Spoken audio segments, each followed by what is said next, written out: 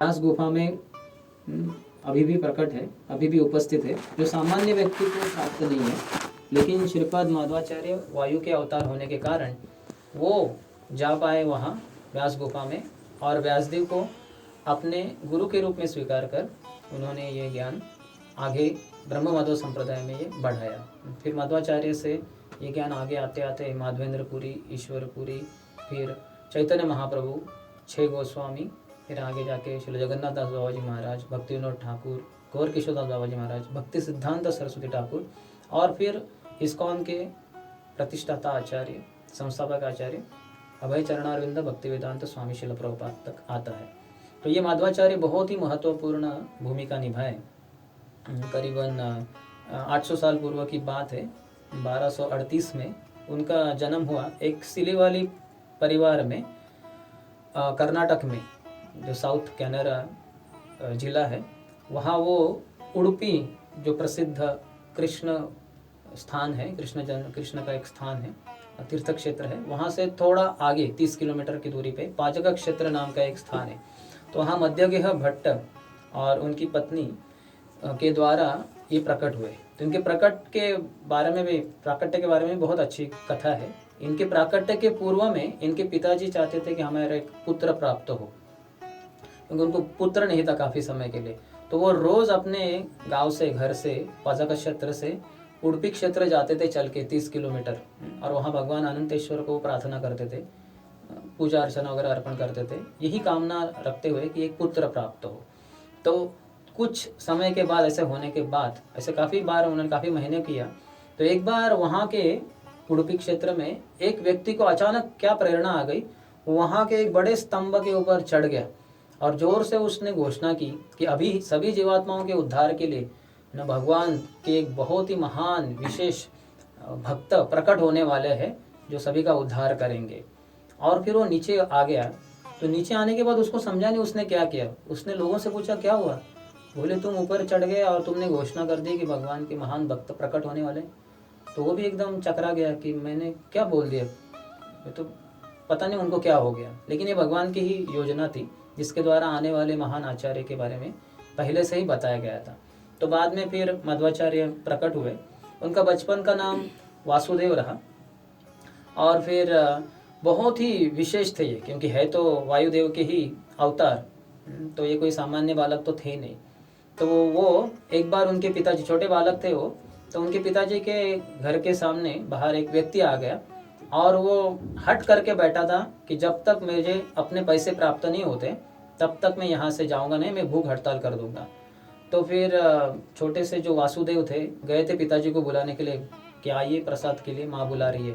बोले नहीं, यहाँ हमारे मेहमान आए हैं, हम इनके किराएदार हैं और इनके कुछ पैसे हमें देने हैं, लेकिन मैं देने में असमर्थ हूँ, और वो कह रहे हैं कि वो ऐसे ही भूखे रहेंगे। तो ऐसे मेहमान के भूखे रहते हुए हम कैसे कुछ ले सकते हैं। तो मैं कुछ नहीं ले सकता जब तक वो नहीं लेते, और वो लेने को तैयार नहीं जब तक कि हम उनको उनके पैसे अदा न करें। तो फिर वासुदेव कहते पिताजी आप चिंता मत करो, वो सब हो जाएगा। और वहाँ उनके ही घर के बाजू में एक इमली का पेड़ है, तो वहाँ से उन्होंने कुछ इमली के जो बीज होते हैं वो ले लिए हाथ में, और फिर वो जो था व्यक्ति उसके हाथ में दिए। बोले तुम्हारे जो भी कुछ पैसे हैं इससे मिल जाएंगे। तो उसके हाथ में जैसे दिए वो सब स्वर्ण के सिक्के बन गए थे, और व्यक्ति एकदम चकाचौंध हो गया, ये क्या है। देखा तो जितना पैसे थे उससे बहुत अधिक थे वो, तो बहुत प्रसन्न हो गया और आया। फिर वो घर में प्रसाद लेने के लिए तैयार हो गया। फिर उनके पिताजी ने भी प्रसाद ले लिया। तो आज भी वो इमली का वृक्ष है उनके घर के बाजू में। ये सब क्षेत्र जो है पजाका क्षेत्र में, उडुपी के बाजू में, आज सभी ये स्थान महाराज अपने प्रहलाद माधवाचार्य से संबंधित जो है ये सभी स्थान आज भी उपस्थित है। जिनको चाहिए वो जाके वहाँ भेंट दे सकते हैं।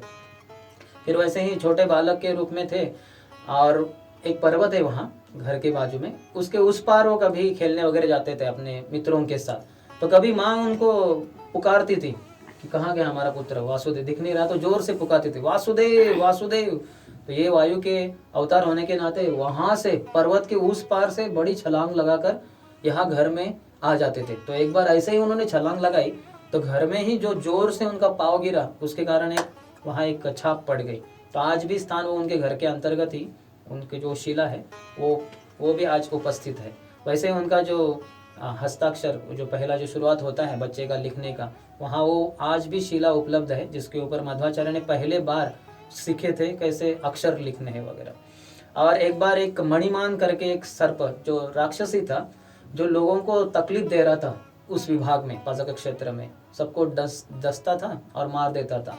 तो एक बार जब मध्वाचार्य उधर थे उस भाग में जहाँ ये मणिमान आया, और वो एक पत्थर के ऊपर से सांप के रूप में था, तो जो गया उसके कारण वो पत्थर के ऊपर एक लकीर जैसे आ गए जो सांप के चलने के कारण।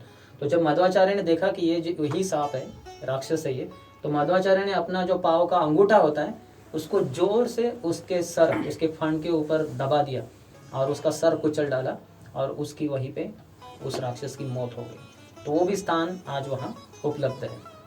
छोटे से, ये पहले की बात है, जब छोटे से नन्हे से बालक के रूप में थे और उनकी बहन को बताया गया था उनकी माँ के द्वारा, मैं थोड़ा बाहर जाके आती हूँ, तो ये मेरे जो पुत्र हैं यानी तुम्हारे भाई को थोड़ा ध्यान दो। तो अपने वो गोद में रखी थी, और थोड़े समय के बाद माँ तो चली गई और ये बच्चा रोने लग गया। तो रोने लग गया, बोले बहन को बोला कि मुझे भूख लगी है, कुछ दे दो खाने को।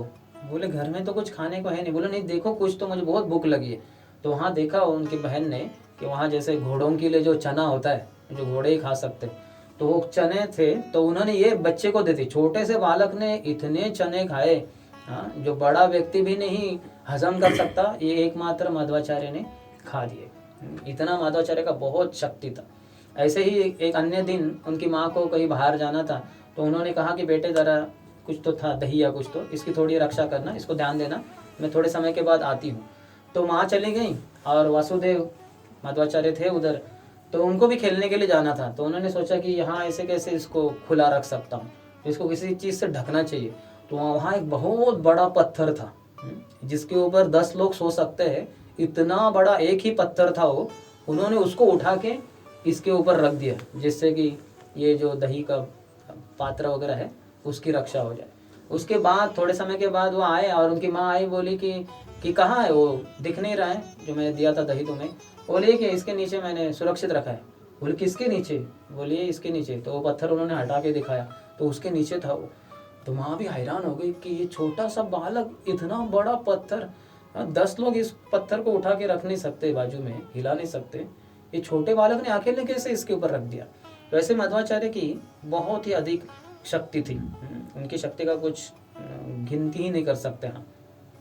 फिर जब 5 साल की उम्र में उनका उपनयन संस्कार हो गया, क्योंकि वो ब्राह्मण परिवार में थे, और फिर उन्होंने सोचा कि ये जो पारिवारिक जीवन है ये तो व्यर्थ है।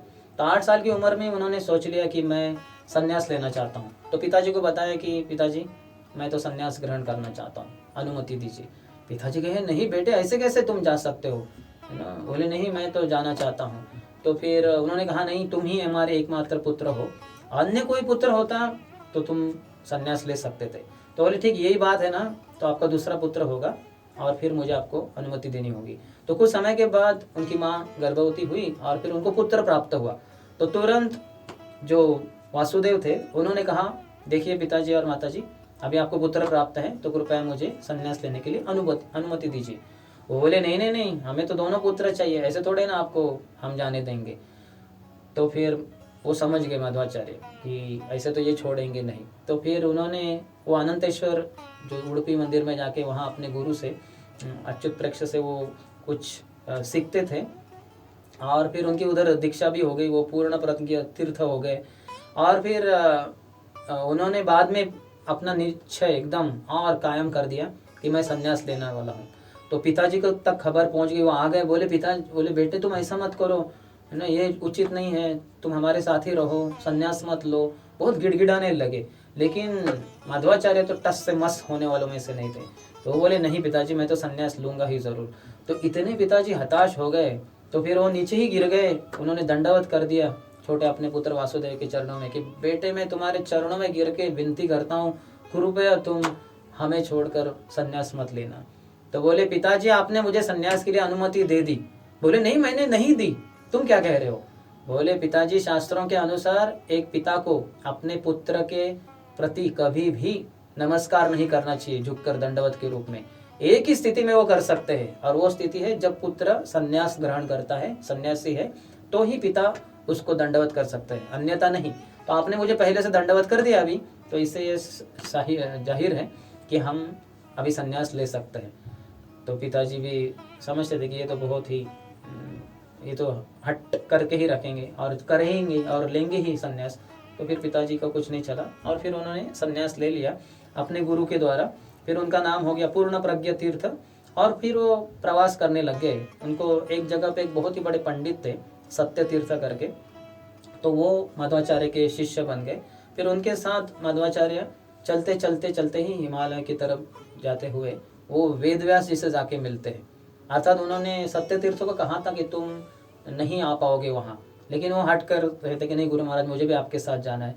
तो जब हिमालय की चोटी में पहुँच रहे थे एक के बाद एक, तो वहाँ इतनी बड़ी तूफान हवा आई कि जिसके झोंके के साथ माधवाचार्य ने ऐसे ही जो सत्य तीर्थ थे उनको पीछे कर दिया। वो पीछे अपने कैंप में जाके वहाँ पहुँच गए और माधवाचार्य एक चोटी से दूसरी चोटी के ऊपर कूदते हुए लांघते हुए वो अंततः व्यास गुफा तक पहुँच गए। और वहाँ फिर उन्होंने अपने गुरु महाराज की यानी व्यासदेव जी के पूर्ण शरणागत हो गए, उनसे दीक्षा ले ली।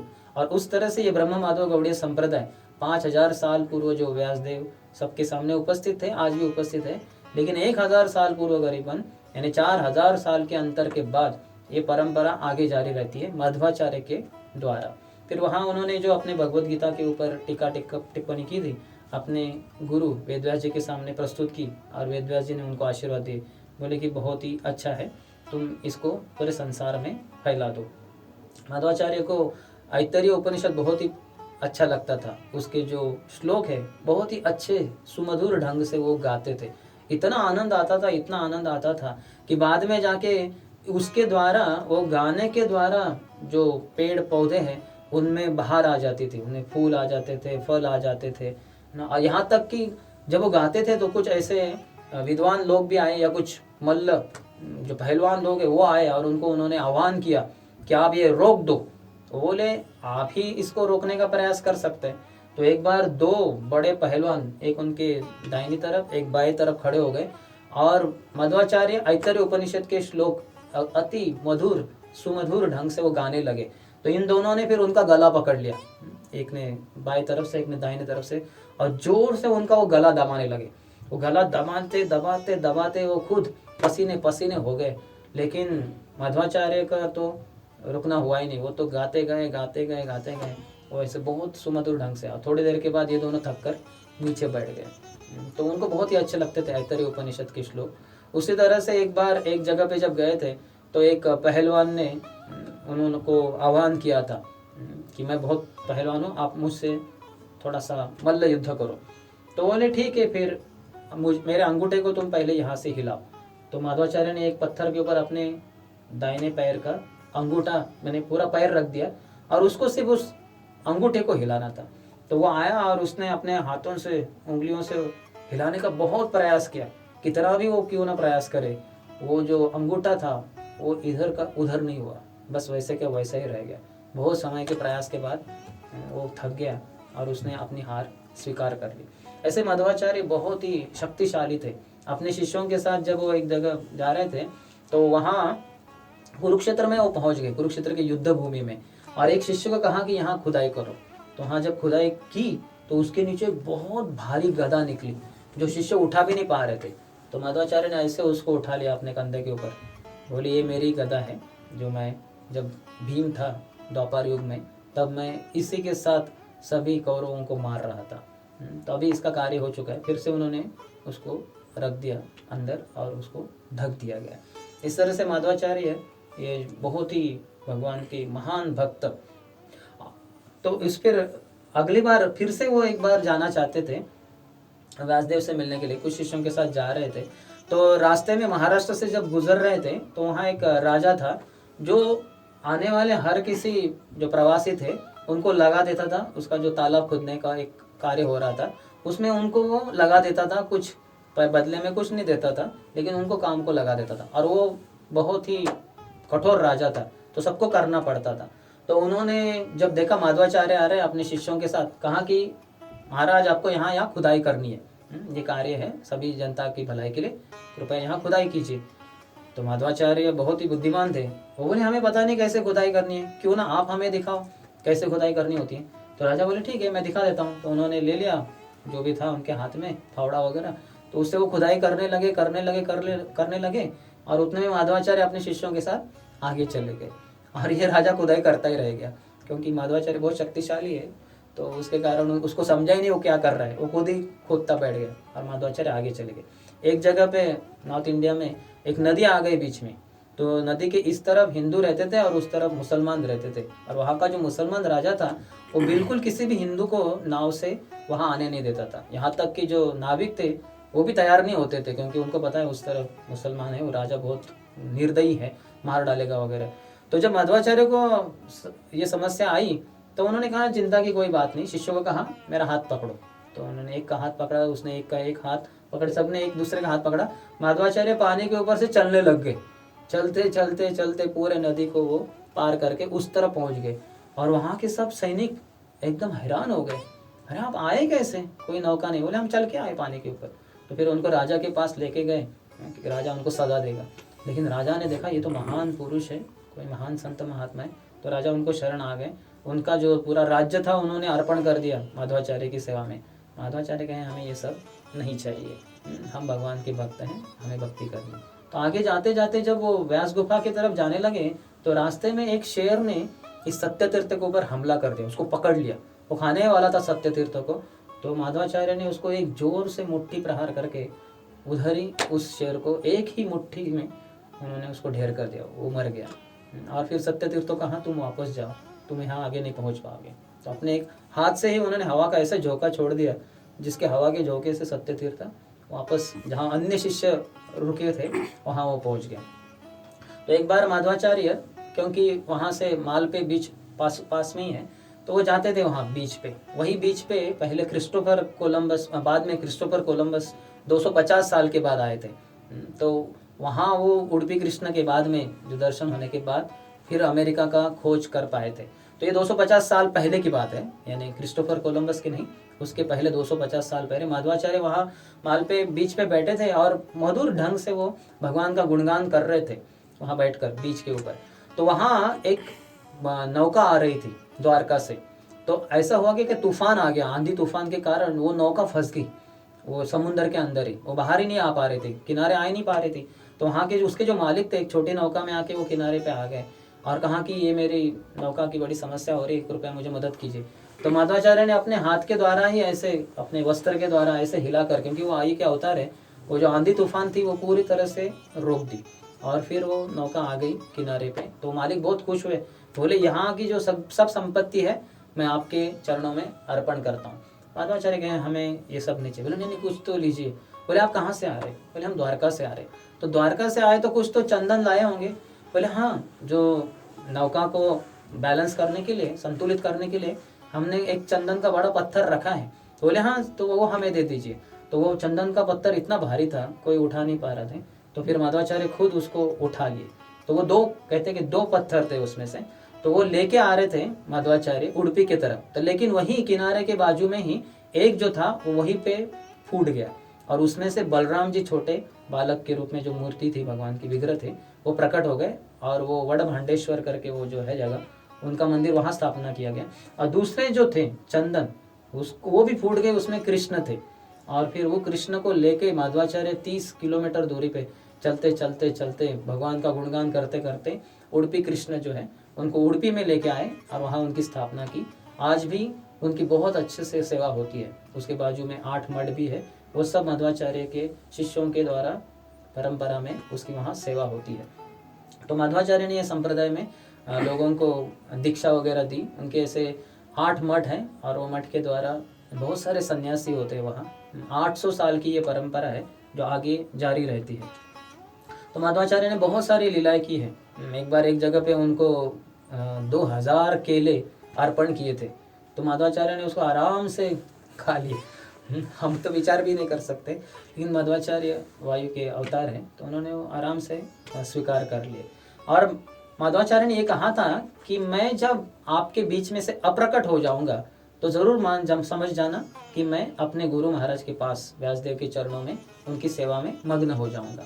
तो ऐसे ही एक बार अनंतेश्वर मंदिर में एक व्यासपीठ है, वहाँ माधवाचार्य बैठे थे अपने शिष्यों के सामने और वो प्रवचन कर रहे थे ऐतरेय उपनिषद से, और गाते गाते वो वर्णन करते करते अचानक सभी शिष्यों के सामने क्या दिखाई दिया कि जो माधवाचार्य के ऊपर का जो शॉल था, माधवाचार्य वहां से अप्रकट हो गए और जो शाल उनके कंधे पे था वो व्यासपीठ पे गिर गया और ऊपर से देवताओं ने पुष्पों की फूलों की वर्षा कर दी पूरे व्यासपीठ पे।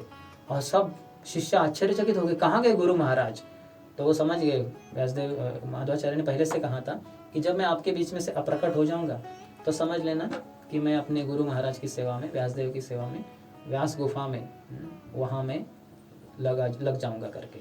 तो वहाँ कहते हैं कि अदृश्य रूपे व्यास पीठे, दृश्य रूपे वहाँ व्यास गुफा में। तो वह अदृश्य रूप में आज भी वहाँ अनंतेश्वर मंदिर में आप जाएंगे, एक खिड़की है वहाँ से अंदर देखेंगे हम, तो वो व्यासपीठ है जहाँ बैठकर ही माधवाचार्य प्रवचन कर रहे थे और वहीं से वो अप्रकट हो गए तिरोभाव दिन उनका उस दिन। तो उनका प्रकटीकरण किस दिन हुआ था? विजयादशमी के दिन। और उनका संन्यास भी उन्होंने लिया विजयादशमी। क्यों? क्योंकि हनुमान जी है और विजयादशमी यानी राम जी की रावण के ऊपर विजय, जिस दिन रावण को मारा था भगवान राम का विजय हुआ था, तो वो विजयादशमी के दिन हनुमान जी के आज के कलयुग के जो अवतार है व्यास माधवाचार्य है वो प्रकट होते हैं।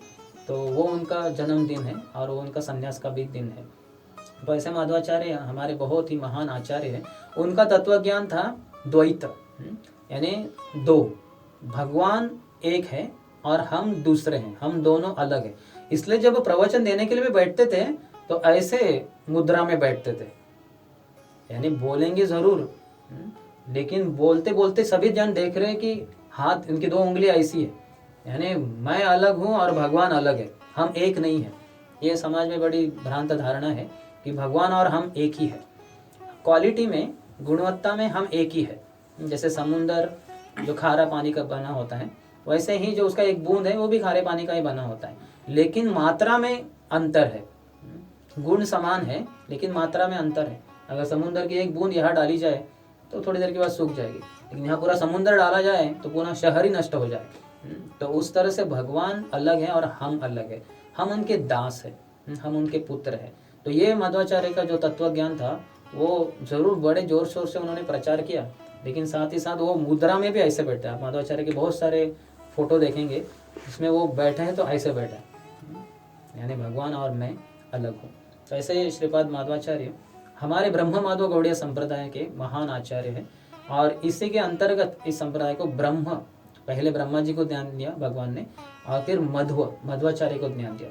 और गौड़ीय संप्रदाय बाद में ये जाके बंगाल में गौड़ीय देश में आगे आगे आता है चैतन्य महाप्रभु से, फिर शिल प्रभुपाद जो इस्कॉन संस्था के संस्थापक आचार्य हैं उनके पास आता है, और फिर वो अपने शिष्यों के द्वारा अंतर्राष्ट्रीय कृष्ण भावनामृत संघ इस्कॉन ये संस्था के द्वारा पूरे संसार में इस भगवान के गुणों को, भगवान के रूप, नाम, रूप, गुण, लीला इत्यादि का प्रचार प्रसार कर रहे हैं। तो इसलिए शिल प्रभुपाद ने हमें माधवाचार्य के बारे में बताया कि कैसे हमारे ये संप्रदाय के महान आचार्य हैं, और उन्हीं की परंपरा में प्रभुपाद ने जो माधवाचार्य का जो ज्ञान है पूरे संसार में फैला दिया। तो ऐसे माधवाचार्य का हम कोटि कोटि हम उनको नमस्कार करते हैं और उनके आशीर्वाद की हम मांग करते हैं। श्रीपाद माधवाचार्य की जय।